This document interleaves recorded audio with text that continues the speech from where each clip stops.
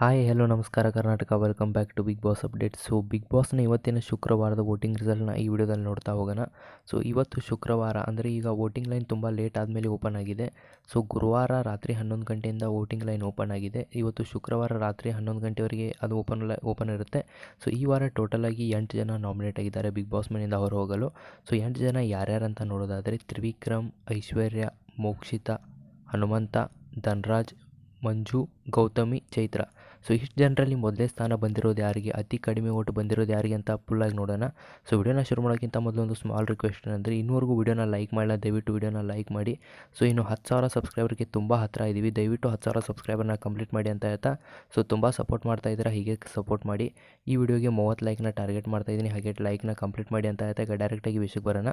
So ಇವತ್ತು ಶುಕ್ರವಾರದ ಬೆಳಗಿನ ವೋಟಿಂಗ್ ರಿಸಲ್ಟಲ್ಲಿ ಮೊದಲನೇ ಸ್ಥಾನ ಸಿಕ್ಕಿರೋದು ಅದು ಹನುಮಂತ್ ಅವರಿಗೆ. ಸೊ ಇವತ್ತಿನ ಶುಕ್ರವಾರದ ವೋಟಿಂಗ್ ರಿಸಲ್ಟಲ್ಲಿ ಮೊದಲನೇ ಸ್ಥಾನ ಬಂದಿರೋದು ಹನುಮಂತ್ ಅವರಿಗೆ. ಇನ್ನು ಎರಡನೇ ಸ್ಥಾನ ನೋಡೋದಾದರೆ ಅದು ತ್ರಿವಿಕ್ರಮ್ ಅವರು. ಸೊ ತ್ರಿವಿಕ್ರಮ್ ಆಗಿ ಹನುಮಂತ್ ಅವ್ರ ನಡುವೆ ಪೈಪೋಟಿ ನಡೀತಾ ಇದ್ದಾನೆ ಅಂತಲೇ ಹೇಳ್ಬೋದು. ಅಂದರೆ 25% ಅಷ್ಟು ಓಟು ಹನುಮಂತ್ ಅವ್ರಿಗೆ ಬಂದಿದೆ ಇವತ್ತಿನ ವೋಟಿಂಗ್ ರಿಸಲ್ಟಲ್ಲಿ, ಬೆಳಗಿನ ವೋಟಿಂಗ್ ರಿಸಲ್ಟಲ್ಲಿ ಅಪ್ಡೇಟ್ ಪ್ರಕಾರ. ಹಾಗೆ ಇನ್ನು 23% ಅಷ್ಟು ತ್ರಿವಿಕ್ರಮ್ ಅವ್ರಿಗೆ ಬಂದಿದೆ. ಸೊ ಇವರಿಬ್ಬರಿಗೆ ಆಲ್ಮೋಸ್ಟ್ 50% ಓಟ್ ಬಂದಿದೆ ಅಂತಲೇ ಹೇಳ್ಬೋದು.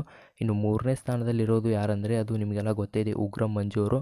ಸೊ ಇವರು ಕೂಡ ಗೇಮ್ ಚೇಂಜ್ ಮಾಡಿದ್ದಾರೆ. ಈ ವಾರ ಇವರು ಸಖತ್ತಾಗಿ ಪರ್ಫಾರ್ಮ್ ಮಾಡಿದ್ದಾರೆ ಅನಿಸುತ್ತೆ.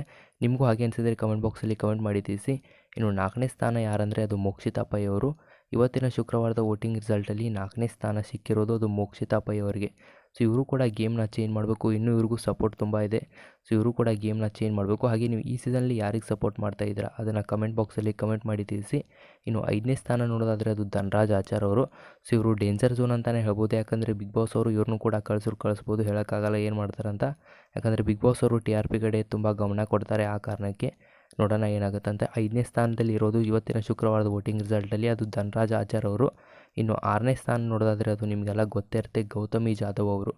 ಗೌತಮಿ ಅವರು ಕೂಡ ಡೇಂಜರ್ ಝೋನಲ್ಲೇ ಇದ್ದಾರೆ. ಸೊ ಅವರು ಇನ್ನೊಂದು 2-3 ವಾರದಲ್ಲಿ ಹೋಗೋ ಚಾನ್ಸ್ ಇದೆ ನನಗನ್ಸೋ ಪ್ರಕಾರ. ನಿಮಗೂ ಹಾಗೆ ಅನಿಸಿದರೆ ಕಮೆಂಟ್ ಬಾಕ್ಸಲ್ಲಿ ಕಮೆಂಟ್ ಮಾಡಿ ತಿಳಿಸಿ.